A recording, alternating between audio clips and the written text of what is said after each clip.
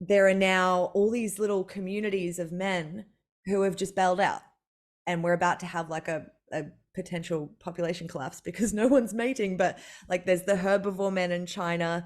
There's, I think, MGTOW, which is men going their own way. There's incels, which is involuntarily celibate, like, who are really, really upset, angry, lonely men by the looks of it, and from what I'm hearing in the studies. There's people who call themselves neat, which is they're not employed or educated, and apparently that's a problem for women, and so they've found a victim story around it. And then there's, which really hit me, pickup artistry, which apparently started in like the early 2000s, and it was like this whole movement with like men's retreats to come Yeah. and learn how to pick women up. It wasn't anything about actually making a relationship, but like, that made my dating experience make sense, because I swear I was like, y'all are being pulled over after school and being like, here's the lines that you Hit can it with the line, use. bro. Yeah. This is how. Oh, And I was like, oh my God, it's actually what was happening in some cases.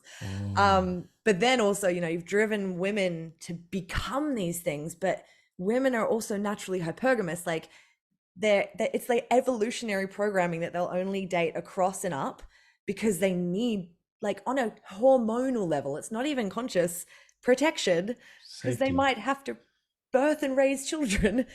So, and it's also really challenging to have this conversation, because how can we talk about raising men up again without a large group of women screaming that the patriarchy are wanting to put us back in the kitchen? So, It's a delightful treading of the line, but at the same time, yeah. it needs to be talked about because Yeah.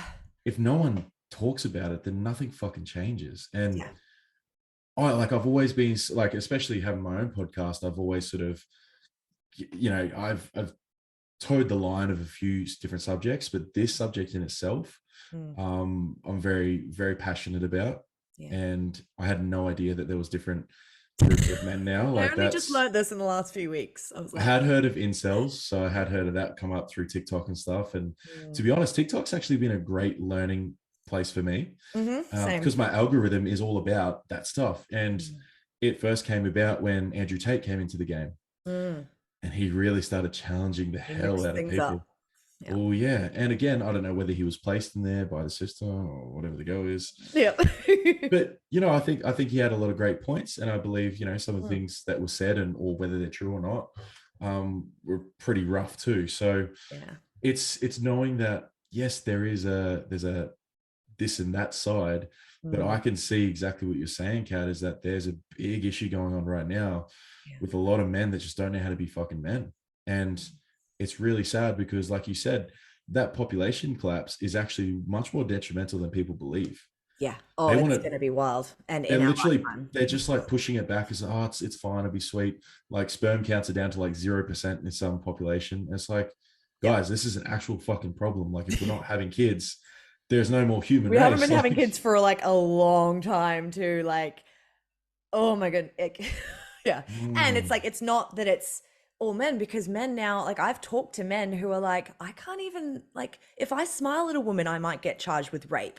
Like, yeah, that's how bad, in a way, many women have been programmed to become as well. Like, all men are dangerous. It's like, you're not in danger for the most part. I've lived in some of the most dangerous cities in the whole entire world as a white, blonde female. yep. And I've never felt unsafe. And yet, so to bring it back, I guess, to the question. So, and these are based on comments that I've seen in some of my recent TikToks from men. Like, what advice would you give to men who are running the story of like stay single kings and the sex robots are coming and screw all women and all women are the same? Like, and potentially running the story after being hurt maybe once or twice or a few times, but we kind of make this story sometimes bigger, especially when we're in these communities. Like, what would you think is a step that could be taken? It's a great question, and you almost answered it in by saying what you just said about the community. So I know, but I what can't I'm answer it because I'm a woman. yeah, what I'm picturing is, Yeah. okay, so the men right now, those men that may be thinking these certain things, the communities that they're in, get the fuck out of there. Yeah. find positive male role models. Which, what is a positive male role model? For me personally, I watch people like Jordan Peterson. And I know not everything that he says is whatever. Yeah. Okay, yes, he said some weird There's shit, so many though. but there's so many good men out there. Follow me. I know I'm a Yeah, good man. Follow exactly. Dane Like Muller, Andrew Heart Led Warriors. Huberman, Chris Williamson, like Yes, yeah.